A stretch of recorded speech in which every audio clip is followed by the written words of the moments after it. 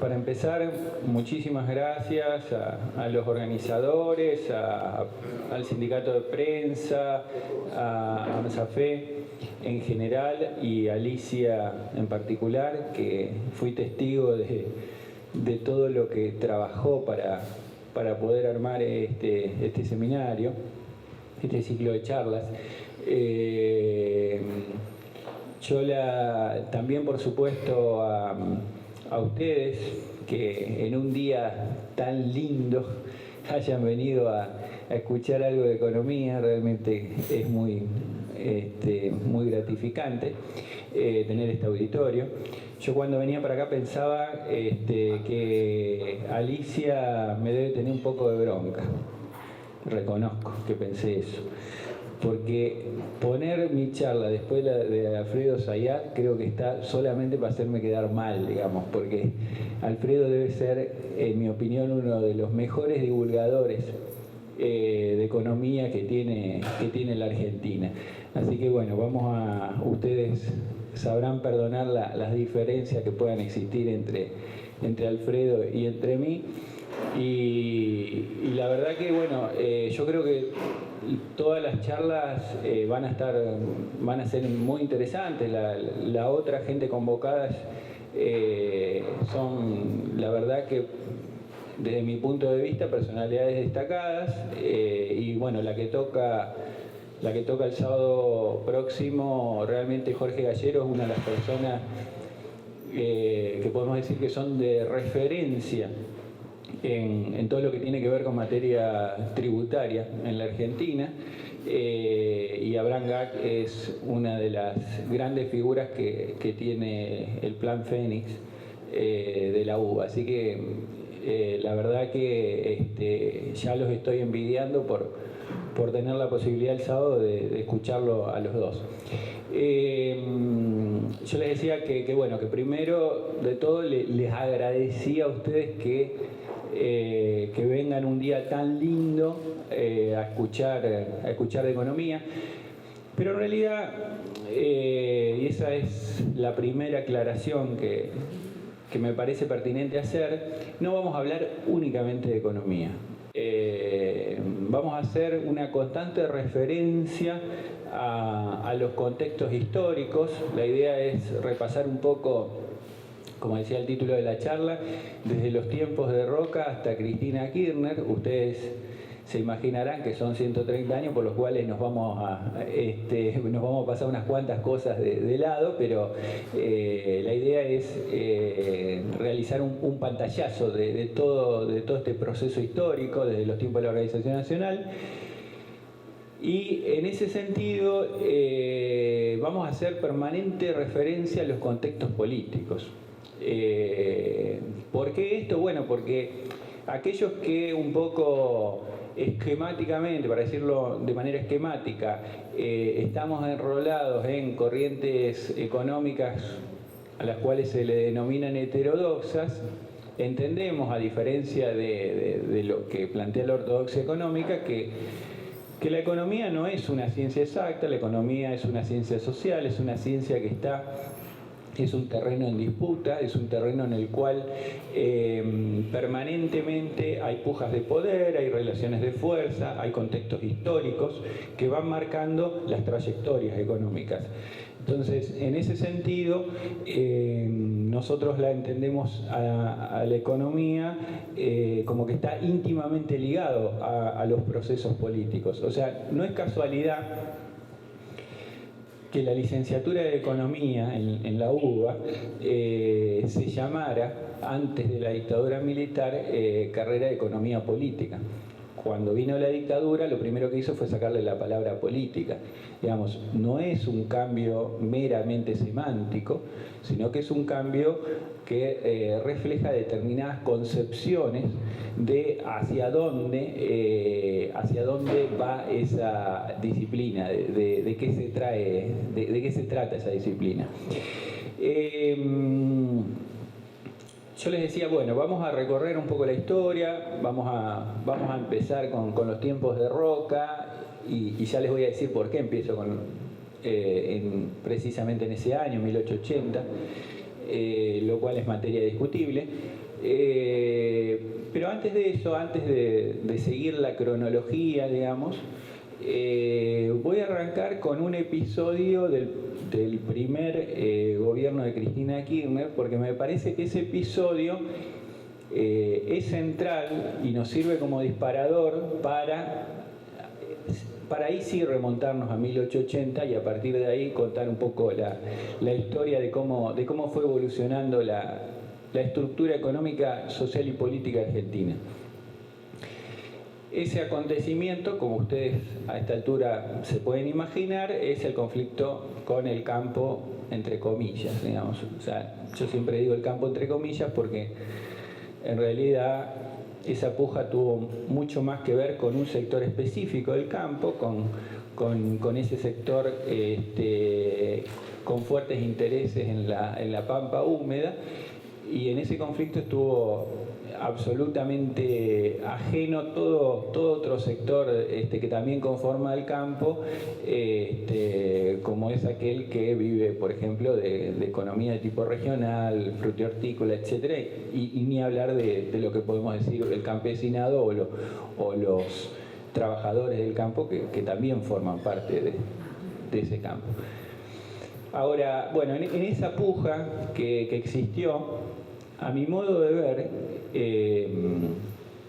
si nosotros hacemos una encuesta, un relevamiento y le preguntamos a la sociedad qué es lo que se discutía en ese momento, yo creo que mayoritariamente la gente nos va a responder que fue una disputa alrededor de recursos, que había una alícuota de retenciones a la soja del 35% y que el gobierno quería establecer retenciones móviles y que en la medida que superara determinada cotización del precio de la soja, el Estado se quería agarrar una parte más importante de esa renta.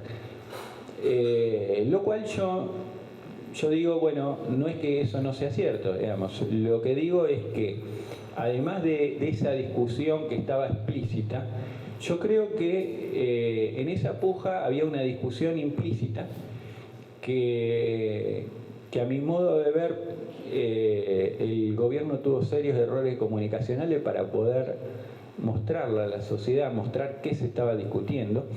Y en realidad yo creo que se estaban discutiendo dos perfiles, esa discusión implícita era de dos perfiles productivos distintos. Y esa fue una discusión que a mi modo de ver no se transparentó, digamos. Y creo que esa discusión, yo creo que fue el dilema que atravesó la Argentina, justamente desde los tiempos de la Organización Nacional hasta nuestra fecha. ¿Y cuál es ese dilema? Bueno, ¿de qué manera nosotros nos insertamos ante el mundo, para decirlo de alguna manera?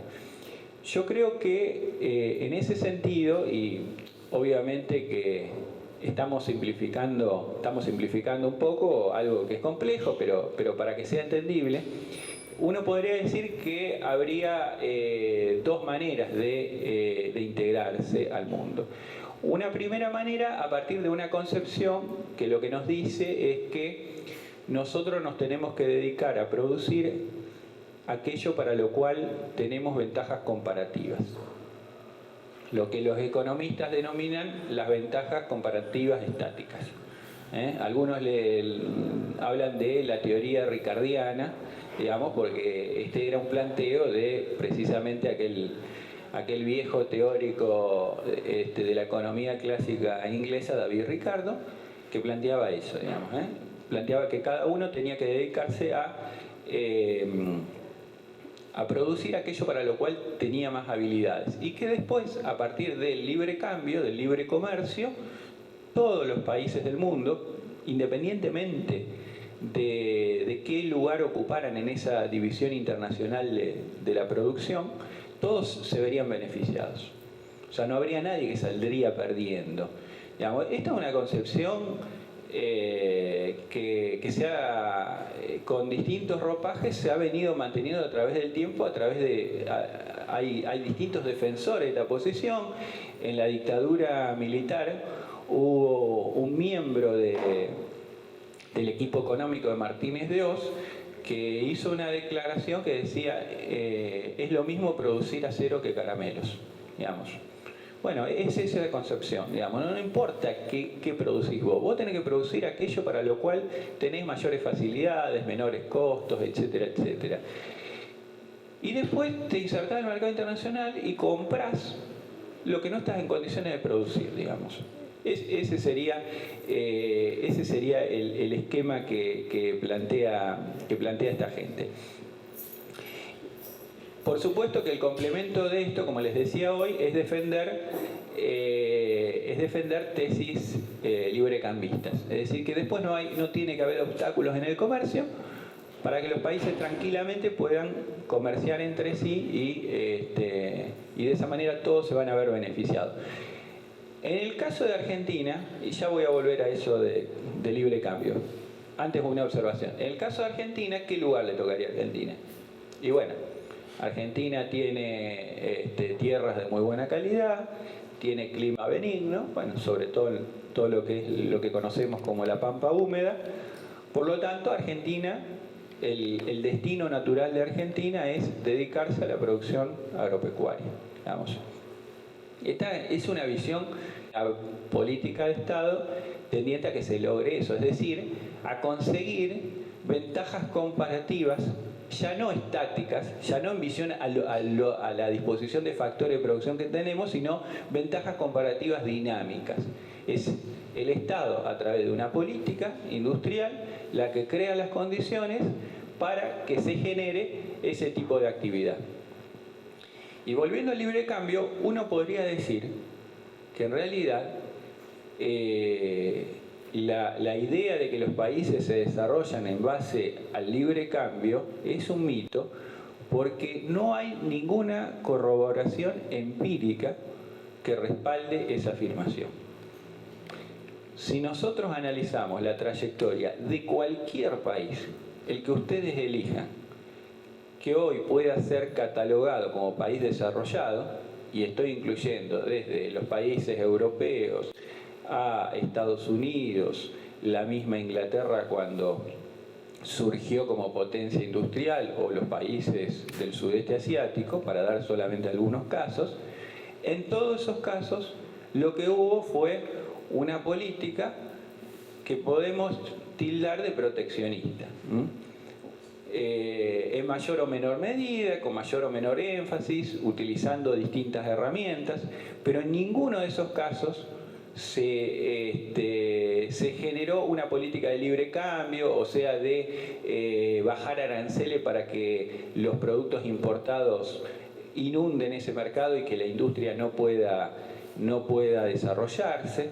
Digamos, se siguieron las viejas tesis de dos economistas, uno alemán y otro norteamericano, Lees y Hamilton, que plantearon el concepto de industrias nacientes.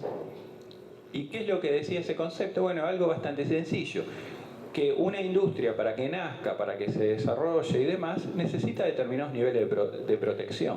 Digamos, esto nosotros podríamos hacer una analogía con lo que pasa con el ser humano, digamos, a lo largo de su historia. Digamos. O sea, uno cuando tiene un bebé y ese bebé va creciendo y ya tiene 3, 4 años, a ese nenito uno no lo manda al mercado de trabajo y le dice competí.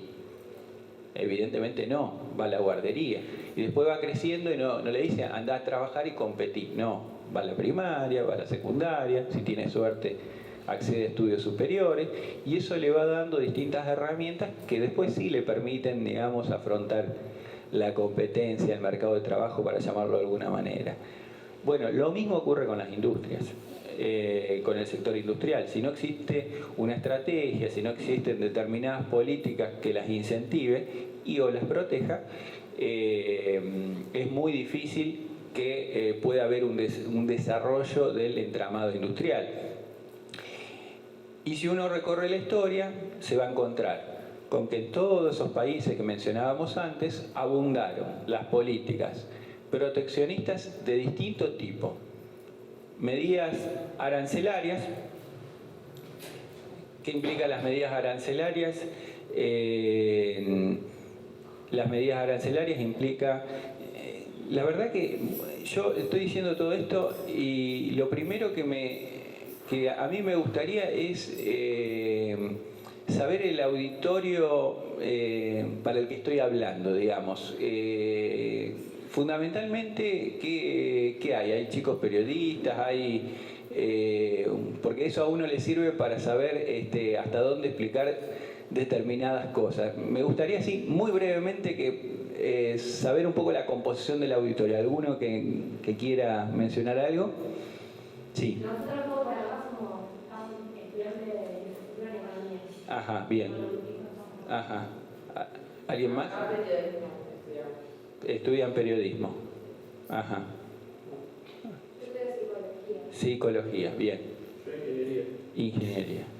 Acá comunicación y política. Comunicación y política. Bien, bueno, bastante heterogéneo y bastante rico, así que está bueno. Bueno, entonces les decía,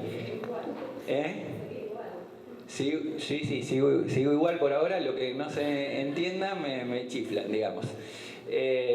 No, porque está bueno saber eso, porque entonces uno va viendo determinadas terminologías, viste, por ahí. Yo les decía que una de las medidas que aplicaron todos esos países son las medidas arancelarias.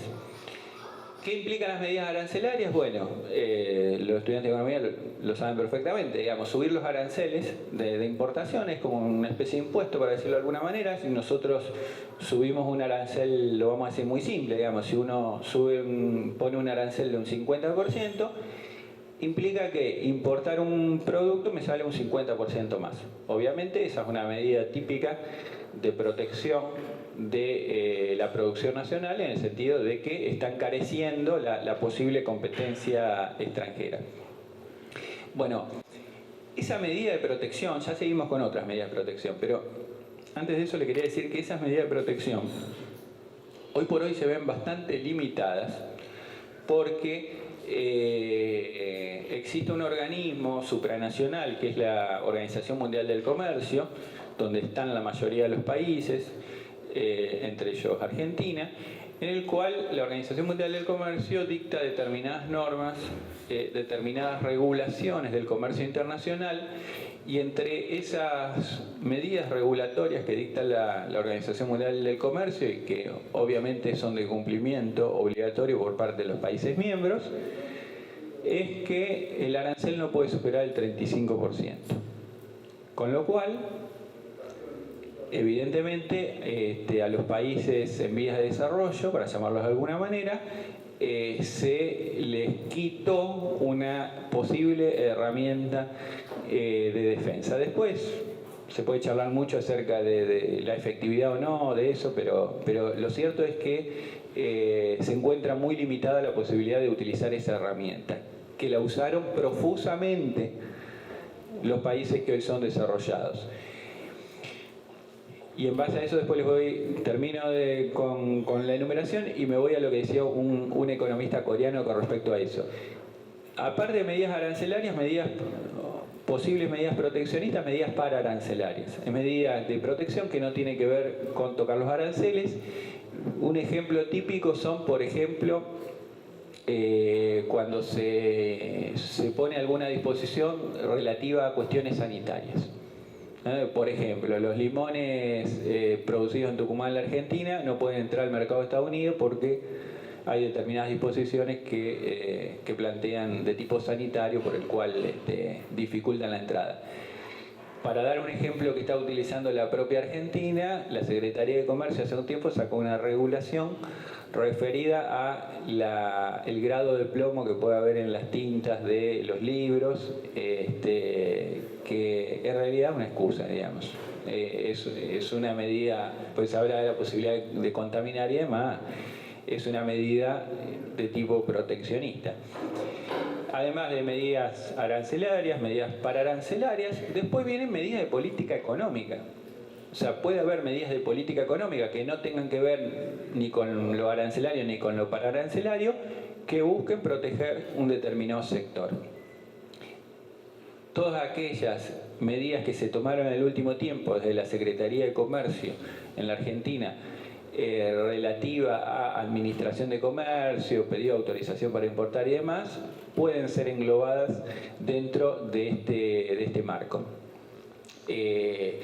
Lo cual no es ningún invento. O sea, por ejemplo, en la década del 50, del 60 en Europa, y cuando fue el momento en el cual se produjo medio que un boom de los autos japoneses, Toyota y demás, los países europeos establecieron cupos de importación. Es decir, los automóviles japoneses podían entrar al mercado europeo, pero hasta un determinado cupo. Después no se podía más, digamos.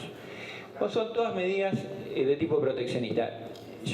Volviendo a lo que le decía de los aranceles y a esto que ha hecho la Organización Mundial del Comercio, de quitarle a los países en vía de desarrollo una posible herramienta de defensa, hay un economista coreano que se dedica a todo lo que tiene que ver con cuestiones de desarrollo, que el libro creo que se llama Patear la escalera, y hace referencia a una frase que, si no me falla la memoria, creo que lo dijo Liz, el que les mencionaba hoy, y que tiene que ver con el hecho de que el desarrollo, si nosotros hacemos una analogía como que el desarrollo, supónganse ustedes que tenemos una casa, ¿no?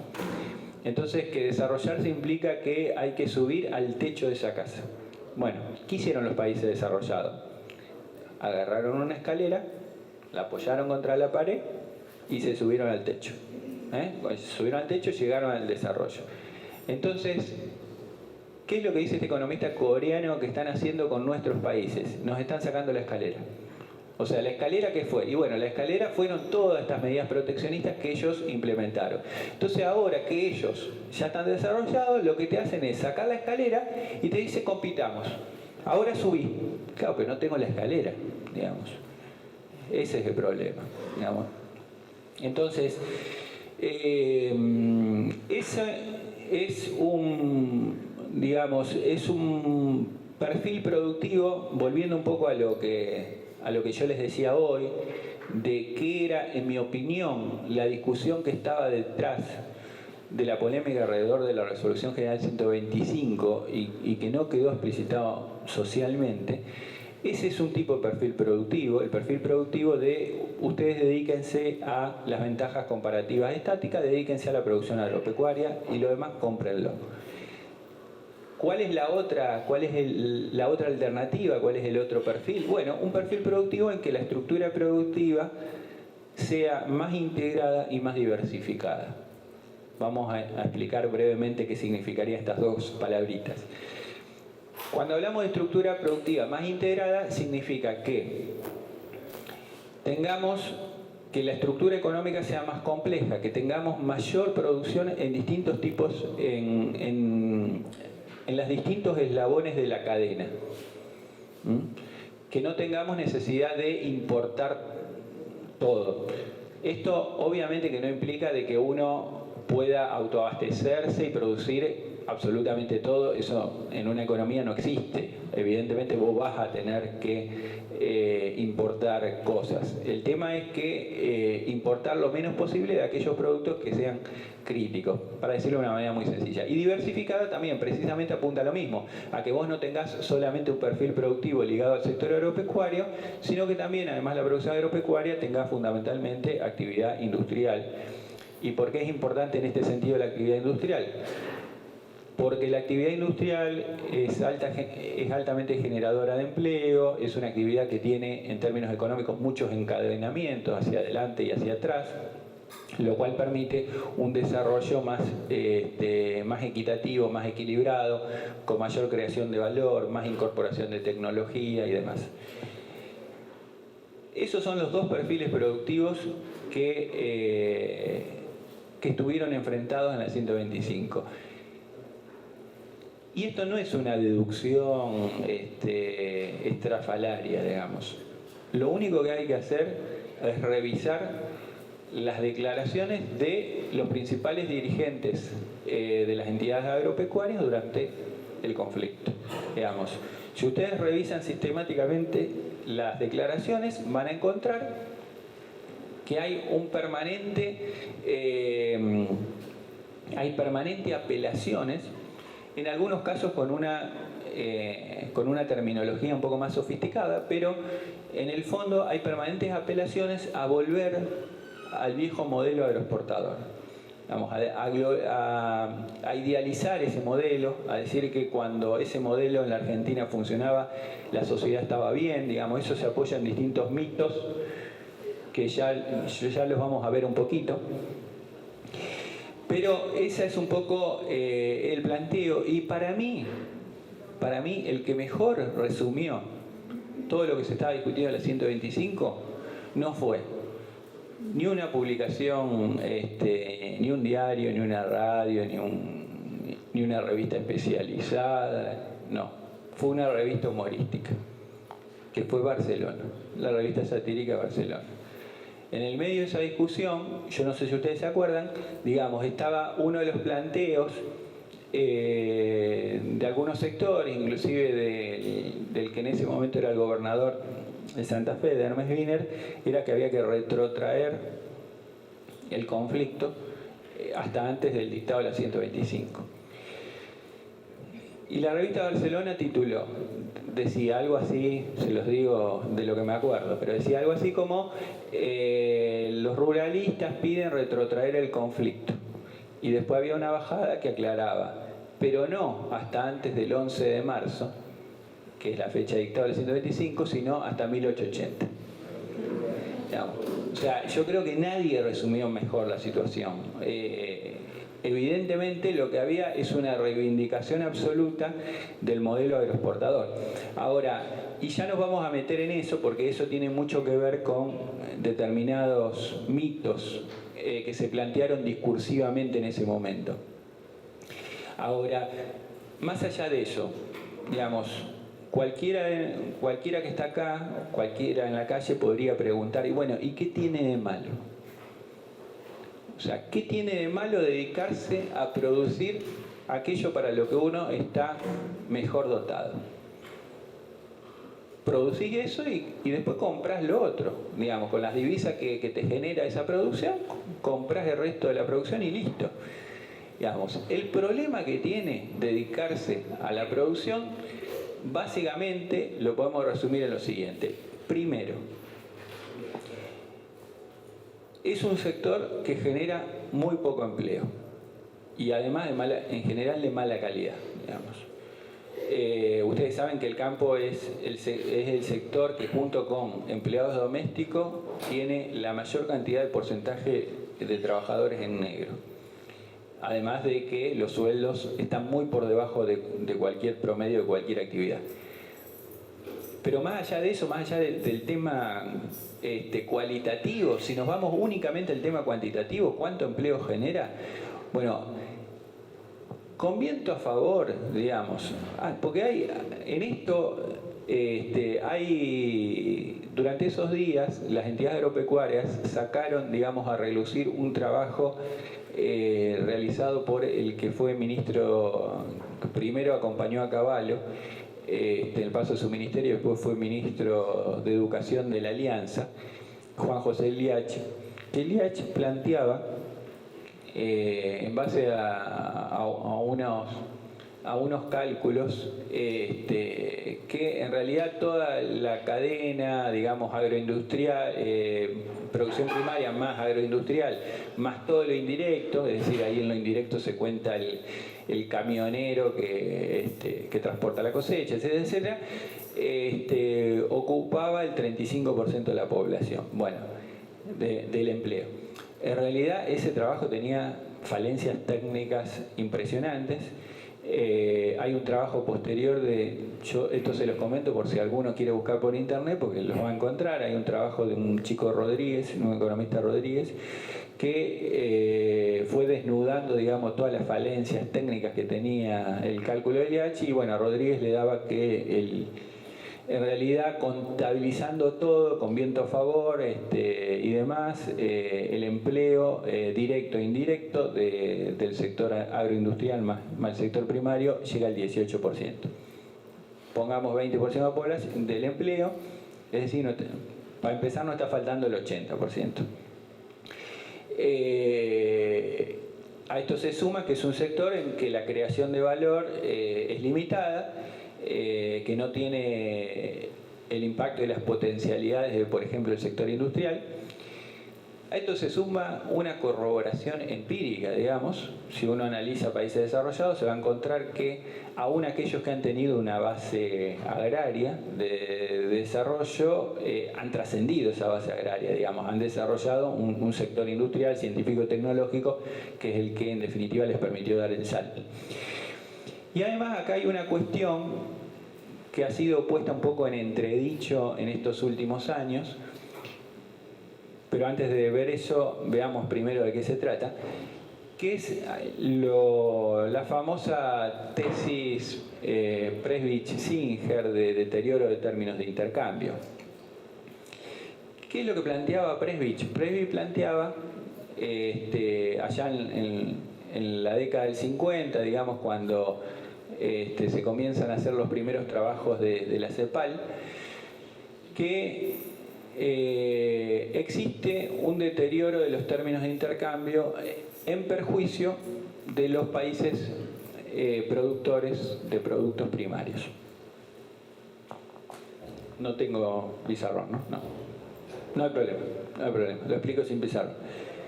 Lo que dice concretamente lo que dice Prešvić es los precios de los productos primarios caen más que los precios de los productos industriales o crecen menos proporcionalmente, como ustedes quieran. Es decir, para decirlo fácilmente, digamos, si uno, voy a decir cualquier cosa, ¿no? Es simplemente para que entiendan, si uno antes necesitaba vender 20 toneladas de soja, de trigo en aquella época fundamentalmente, para comprar un tractor, dentro de unos años va a necesitar vender 30 toneladas. Es decir, cada vez tiene que vender más para tener el mismo poder adquisitivo. ¿Por qué se producía ese fenómeno según Prešvić? Bueno, por distintas causas. Entre algunas de las causas lo que planteaba era que a medida que el ingreso de las comunidades iban creciendo, uno dedica menos porcentaje de su presupuesto para el gasto en productos primarios. O sea, acá ustedes lo pueden hacer una cierta analogía con lo que les puede pasar a ustedes, digamos. O sea, cuando uno gana un salario muy reducido, la mayor parte de ese salario se va en gastos de alimentación. A medida que uno va creciendo en su nivel de ingreso, el gasto que va dedicando en alimentación, porque eso tiene un límite, digamos. Hay deseos que pueden no tener límite, ¿no? Decir, me compro este auto, qué sé yo, pero la alimentación tiene un límite.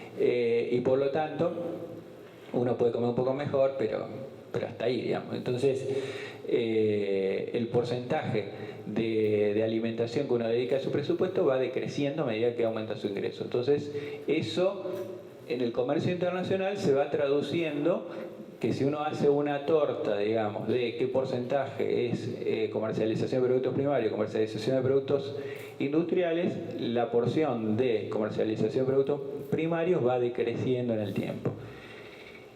Y a su vez, también Prešvić planteaba otras cosas, entre ellas, por ejemplo, que se verificaban cambios en las funciones de producción. Es decir, que en determinados procesos productivos que antes utilizaban productos primarios, se los iban reemplazando progresivamente por productos sintéticos, con lo cual la demanda de los productos primarios caía. Digamos, un ejemplo de la época era el tema del caucho, digamos, el caucho que pasaba a ser de utilizar el producto natural al caucho sintético.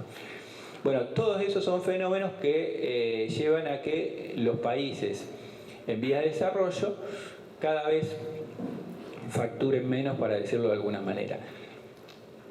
¿Por qué les dije yo que esto fue puesto en entredicho en los últimos años? Bueno, porque ustedes sabrán que